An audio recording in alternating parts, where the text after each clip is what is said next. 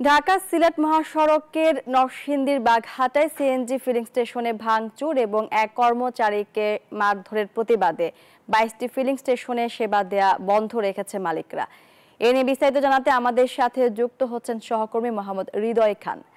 হৃদয়, pump বন্ধে ভোগান্তি কতটা দেখছেন জানাবেন।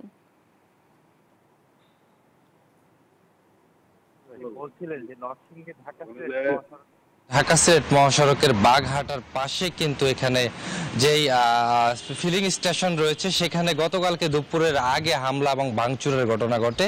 আপনাকে একটু দেখাতে চাই, এখানে আপনি যদি দেখেন যে এখানে দরজা থেকে শুরু করে গ্লাস এবং অন্যান্য যেই রয়েছে সেগুলোতে কিন্তু হামলা চালিয়ে তারা ভাঙচুর চালায়। এখানে আমরা যেমনটি দেখেছি কাচের ভাঙা টুকরো কিন্তু এখানে রয়েছে। একই সাথে এখানে কর্মচারীর উপর হামলার ঘটনা ঘটে। আমরা যদি একজনের সাথে কথা বলি, একটু যদি বলতেন যে কালকে কি ঘটেছিল। কালকা ওনারা প্রাইভেট ট্রাক নিয়ে এসে আমাদের উপরে কোনো কিছু না বইলা অতর্কিতভাবে হামলা চালাইছে।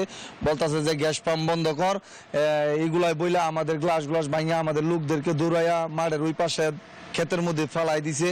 আমাদেরকে বলতেছে তোরা পাম্পে কেউ থাকবি না, এইগুলাই বলে আমাদের খুব মারধর করছে। বলছে চাকরি ছাইরা দিয়ে তোরা পাম্পে কেউ চাকরি করবি না। মানে ওদেরকে আমরা চিনি না, আমাদের খুব উপরে অনেক হামলা করছে।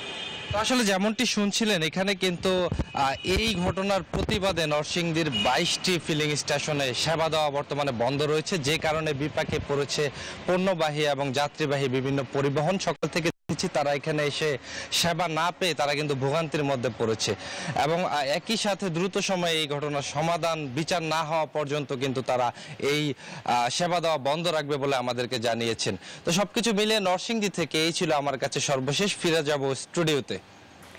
হৃদয়, আপনাকে ধন্যবাদ।